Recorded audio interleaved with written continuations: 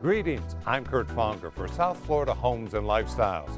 We have lots in store for you today, including great community highlights, spotlights, ways to appreciate the value of your home, and more.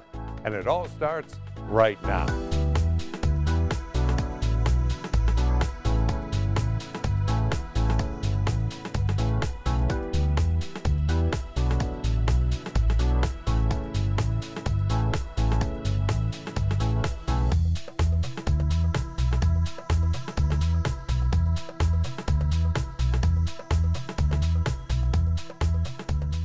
We are in the Vizcaya neighborhood of Mirasol in a remodeled house, and here's the guy who did it, Aaron Chandler of Aaron Chandler Construction. Aaron, we're in the kitchen. What did it look like before? Well, when we stepped into this project, the homeowners had just purchased the home, and the home was in dire need of remodeling. It being 12 years old, it needed a lot of updating due to the fact of the builder-grade products that were used along the way. So when we met with the homeowners and we did our 3D layouts like we usually do with our computer programs, we wanted to get back to the level of sophistication the homeowners were used to. So we put marble throughout. We ripped out the existing kitchen, which was old thermofoil doors, older countertops, and basically changed all the appliances to high-end Wolf appliances and lightened the kitchen up tremendously with lighter cabinets, custom color, as well as we changed the color of the island as well too, to a mushroom. Installed new granite Taj Mahal, and turned out beautiful. And very, very airy, and as you said, it's very light. Let's talk about now the master bathroom and the master bedroom suite. The master bathroom suite and the master bedroom were, again, not up to par. So what we did was we moved a lot around. We took the his and hers separate side of the master suite and combined them, as well as moved the shower to the window area with the glass block for a more airy, lighter feeling, and moved the tub as well too. The whole home then we took and changed out all of the lighting throughout to LED lighting for a less of a carbon footprint, and put everything automated through an iPad. So now we have our security, our thermostats, as well as lighting at one source through the iPad. And the bedroom, his and her closets, of course. Yes, his and hers closet. We do closet-made master suite line, as well as we added about 2,000 linear foot of molding through all the walls in a type of a box picture frame pattern, and painted everything lighter color again for a very unique look. That is a lot of renovation, and it must have taken you forever. Actually, this one we had a timeline. It was 4 months. So we had a whole crew in here for 10 hours a day, 4 months straight. So all it takes is a little bit of imagination and a lot of work to totally remodel a home. Yes, yes it does. Okay. Aaron Chandler of Aaron Chandler Construction, this is a beauty.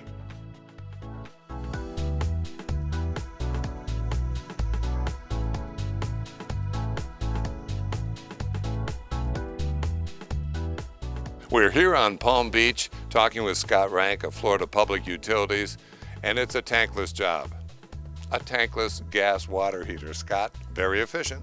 Yes, we're featuring a tankless water heater today, tankless gas water heater. As you notice, we're outside, so one of the big things people like is not having that tank in their garage or in a closet somewhere. Extra storage space. 30% more efficient than a gas tank water heater, 45% more than a standard electric water heater. Some of the great benefits are it just sits here looking pretty until there's a demand in the house for hot water, and then it will fire. How does it work?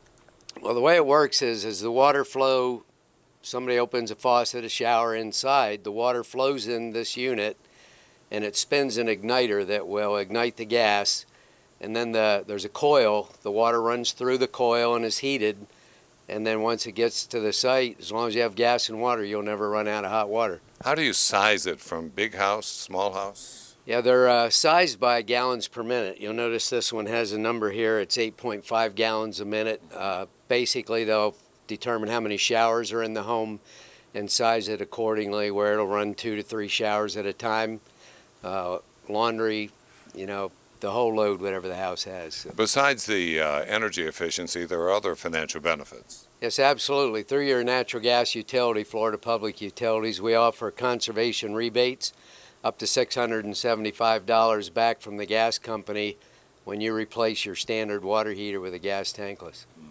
So behind us we have a gas-fired whole house generator. Absolutely, and out here on the island, this seems like it should be a requirement for every home, because when the power goes out, whether it's just a bad thunderstorm or a hurricane, as soon as the power goes off, this unit's tied into the whole home. It's fired by natural gas, and it will provide electricity to keep the home running, all the appliances within the home. Now, we haven't had to use them very much over the last 10 years, thank goodness, but they're standing there ready to work. Yeah, and they come on once a week just for a test to make sure they're still working. But also on Palm Beach, where there's homes with fine art, they need to have this, so if the power goes out, their air conditioning is going to run dehumidify the house. Mm-hmm. So gas is more efficient than electricity. Efficiency actually is the appliances. The power itself is neither efficient nor non-efficient, so it's how it's used. But it's less expensive. Less expensive. Natural gas is a great natural commodity here in the United States.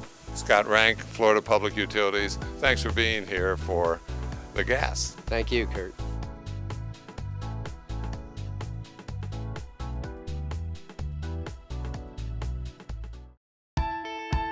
At Ibis Golf and Country Club, you can have it all while living in the heart of a lush oasis. Here you'll discover a vibrant lifestyle, including an all-new sports village, fitness center, and luxurious spa. We're the only community in the world to boast 3 Nicholas family-designed golf courses. But what really sets us apart are our members. Ibis, the place everyone wants to come home to. The legacy that has been created by the International Polo Club Palm Beach is back. The anticipation of thoroughbreds charging down the field, the solid click of mallet on ball, the pop of a champagne cork, and the excited revelry of thousands. Experience the unparalleled glamour and competition this season. Purchase tickets to a match today at internationalpoloclub.com or call 561-204-5687.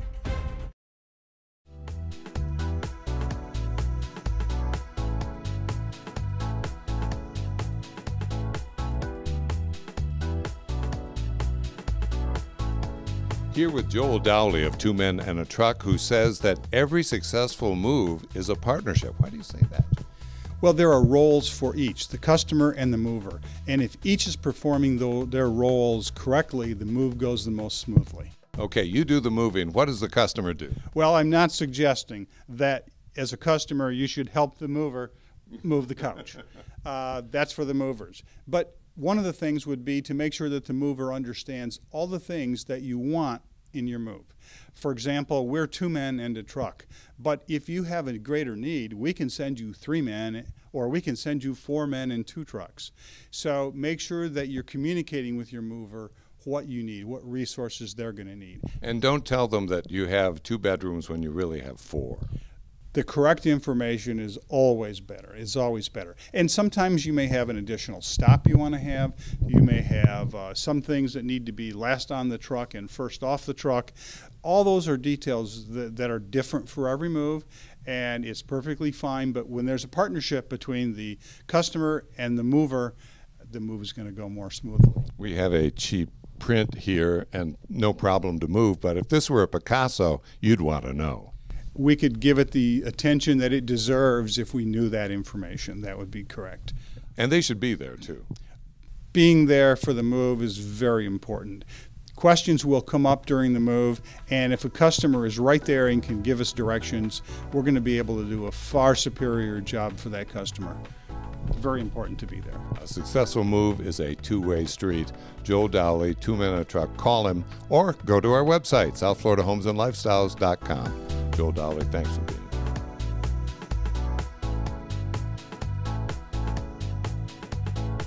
We've talked before here on South Florida Homes and Lifestyles about getting a mortgage and all the processing and all the paperwork you have to do to get a mortgage for your primary residence. Well, what if you want a mortgage for an investment property? Well, you should talk to someone who knows.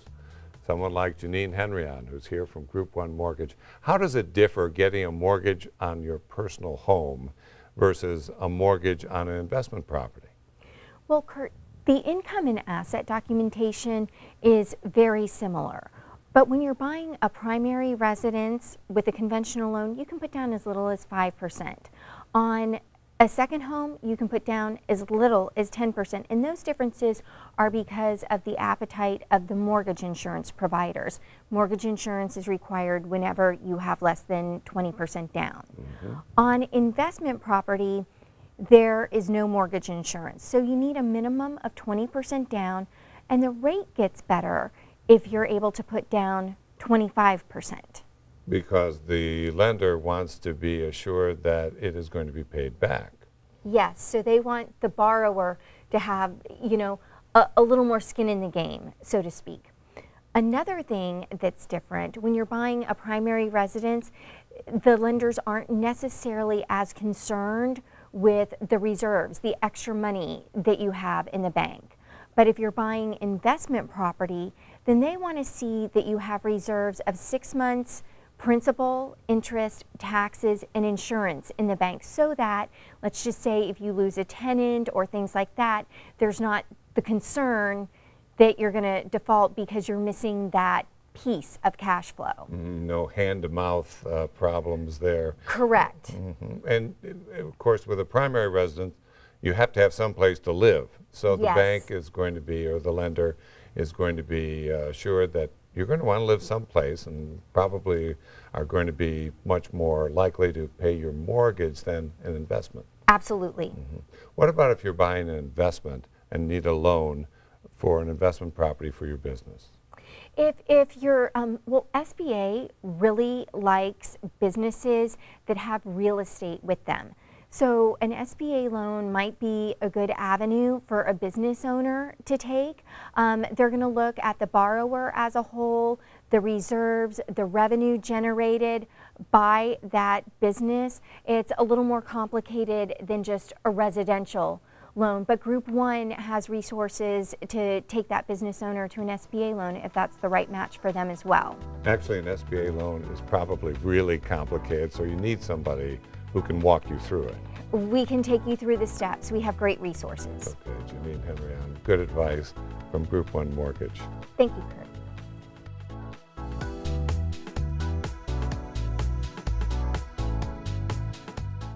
The legacy that has been created by the International Polo Club Palm Beach is back. The anticipation of thoroughbreds charging down the field, the solid click of mallet on ball, the pop of a champagne cork, and the excited revelry of thousands. Experience the unparalleled glamour and competition this season. Purchase tickets to a match today at internationalpoloclub.com or call 561-204-5687. Hi. We're looking for insurance. Let's see who's free. When insurance agents work for only one company, their options are simply limited. But a trusted choice independent agent is free to shop many companies for a better deal. Free to do what's right for you.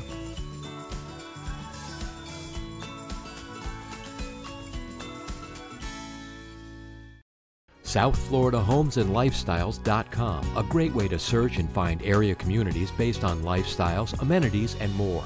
Log on today.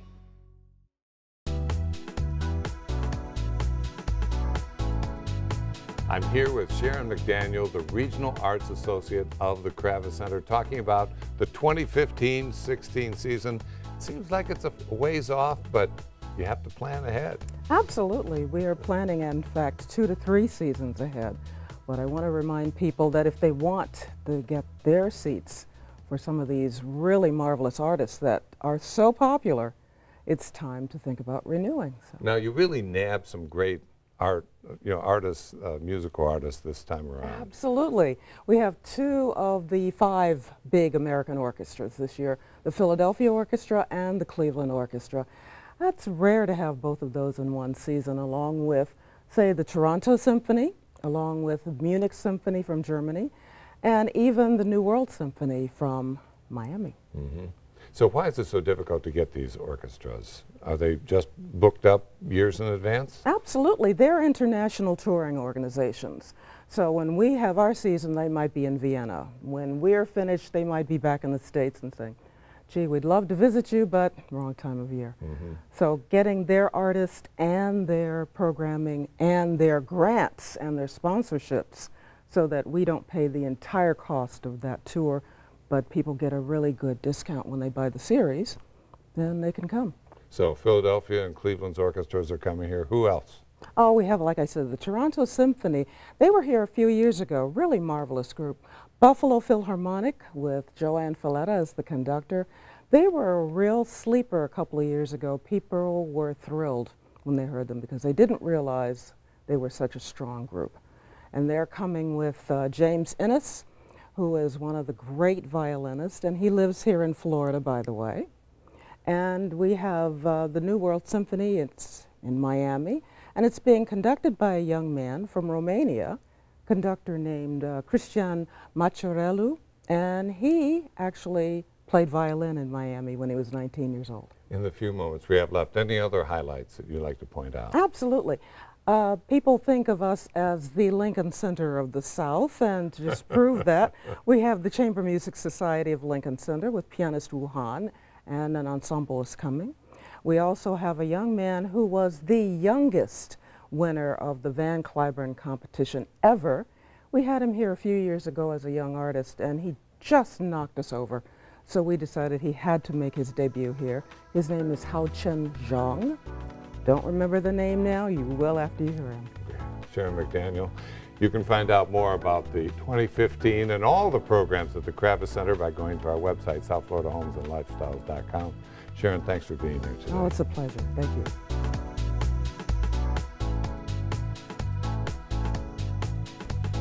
I'm here with Dale Walters, CEO of Keats Connolly, Enriching Your Cross-Border Lifestyle. Mr. CEO, what does that slogan mean? It means whatever the taxpayer or the client wants it to mean. Mm-hmm. Most of our clients believe that being able to spend more time in the warm weather, low taxes, is a great thing. It enriches their lifestyle. And you help them how? Well, we help them from basically everything, from A to Z. Start off with an immigration plan, help them reduce their tax as they leave Canada. There's a deemed disposition. We develop a U.S. estate plan, how to get their assets out of Canada into the U.S., how to qualify for Social Security, Medicare. Pretty much anything that they need, we help them with. You'd like to help them from the beginning, but do you find many clients coming in when they're about halfway through the process and could have used some advice? Oh yeah, many times. As a matter of fact, they've been here for sometimes decades. They come to us and say, oh, we decided maybe we need some help.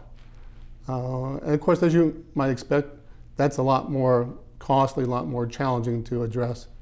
But since they're here, they have to deal with it or face the tax man, and they usually choose to pay us. Tell me about your clientele. All wealthy? Well, the majority of our clients are wealthy, ultra high net worth, $10 million and up. But there's a significant portion of our practice, the tax practice, where we help any Canadian or U.S. person in Canada prepare tax returns, do tax planning, things like that. So the little guy as well as the high income, high net worth. That's correct. Why do so many Canadians pick Florida over Arizona? You have both offices in Florida and Arizona. Well, I'd say that a number of reasons, of course. One is proximity to the East Coast, where a lot of Canadians live. They can drive, it's an easy flight, go right down I-95. But the other is the access to water. Many people just love the ocean, want to be near the ocean, and the warmer overall temperatures. And the winter gets quite chilly in Arizona, in the desert, whereas in Florida, it stays relatively mild. Mm-hmm.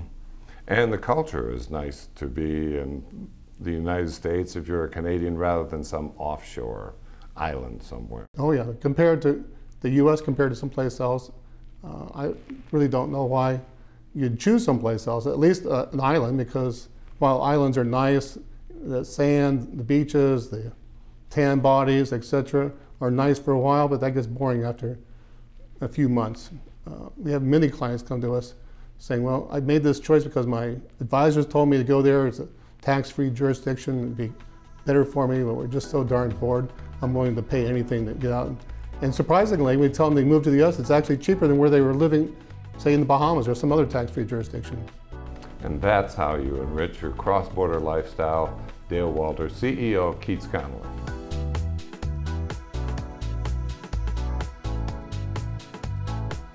We are here at a spectacular site on the Intracoastal Waterway in West Palm Beach with a spectacular swimming pool created by this guy, Larry Rowe of LB Rowe Pools. There was a pool here before, Larry. Yes, there was, Kurt. Homeowner recently purchased this property and the pool was going sideways, and they obviously wanted to take advantage of this infinity edge, and so we tore out the old pool and put in a new one for them.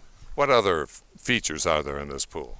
Obviously, it's got LED lights, heating, automation, the newest pumps and filters and heaters, which pretty much go with all the pools now. When you talk about automation, you talk about remote control. Yes, basically push button from inside the house or from their iPhone or Android, whatever they have. It can work from on the road or here at the house. Now, when you're pricing out a renovated pool, is it the same as renovating your house, just a little bit extra? Yeah, pretty much. And a lot of these pools, it's easier to tear the whole pool out than to renovate them. If you want to change or add benches or the equipment, the drains sometimes have to be changed now. So a lot of times it's easier just to tear out the whole pool, and maybe as little as $10,000 more to do that. And you took advantage of the site here. Yes, absolutely. When you have a view like here on the Intercoastal in West Palm Beach, you got to show off the water. And I know when you walked in the backyard, you went like, wow. So it's definitely got that factor here. It's a great, clean look. And the client here, they picked out some nice stuff. It looks really nice. LED lighting is important now. Yeah, it is. And it's just that you can run 5 or 10 lights for the price of what you could run one light before. It's just crazy not to take advantage of it. So if you're thinking about renovating the pool, what are you thinking about? What sort of factors? Obviously the look. A lot of people like to change the old deck to the new, but doing that you have to upgrade the pumps, the plumbing. So there's some costs incurred in that, but overall it's mainly the look. It is spectacular, Larry Rowe. This is a great place. I'm here with Joe Floyd of Impact Landscaping. Joe, so many people move here from the north. What do you have to tell them about landscaping? Stop shoveling snow, first Well, of all. that's a good thing. But here in Florida, the summertime, everything's growing rapidly because of the heat, the humidity, all the rainfall. So your grass is being mowed constantly, you're trimming a lot. But then in the wintertime, things slow down. So the wintertime's a good time to mulch your yard, do the things that you don't necessarily do during the summertime when it is growing so fast.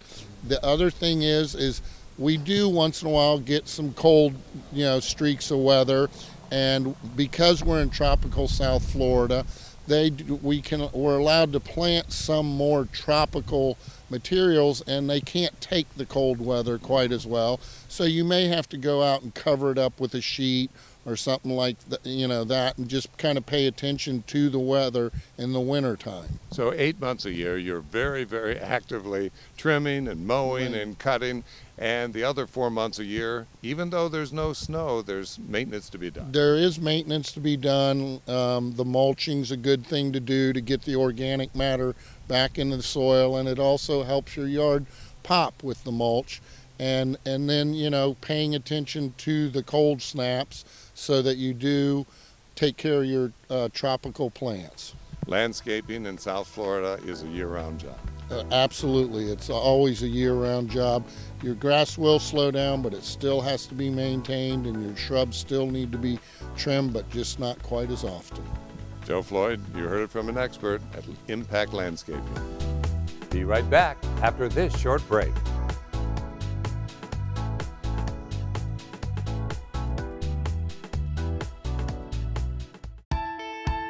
At Ibis Golf and Country Club, you can have it all while living in the heart of a lush oasis. Here you'll discover a vibrant lifestyle, including an all-new sports village, fitness centre and luxurious spa. We're the only community in the world to boast 3 Nicholas family-designed golf courses. But what really sets us apart are our members. Ibis, the place everyone wants to come home to.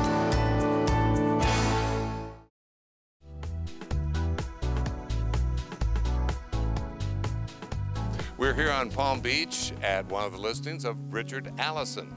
Richard, tell us about this cute little place.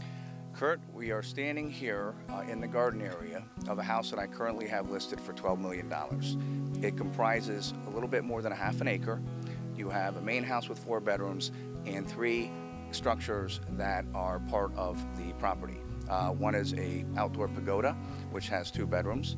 I have another 2-bedroom guest house, and then a 3rd space which has an artist studio and a big storage area that can be converted basically to anything that you want. So this is the compound. I would call this, people are familiar with the term the Kennedy compound, which literally is about 4 miles north of here on the beach.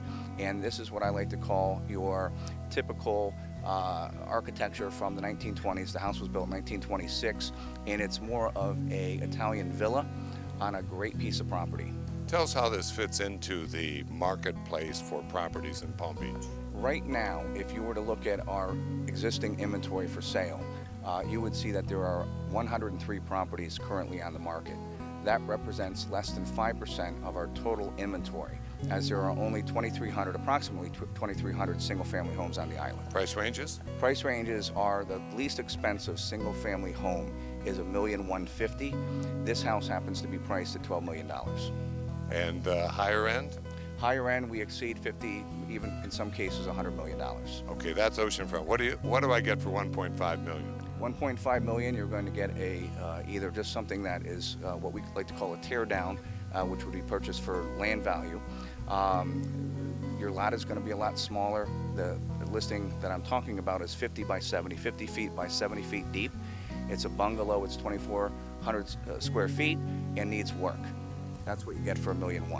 Richard Allison, you know what they say, if you have to ask how much it costs? Richard Allison, thanks for being here today. Thank you, Kurt.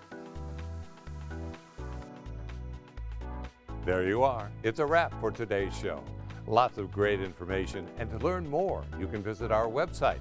There are great tips from our area experts. Plus, if you're looking for the perfect place to call home, you'll want to check out our new community search tool. There are more than 1,000 new and existing communities in our database, and you can search by lifestyle, amenities, property type, and more. Really, it's great. For South Florida Homes and Lifestyles, I'm Kurt Fonger. Thanks for watching, and have a good week.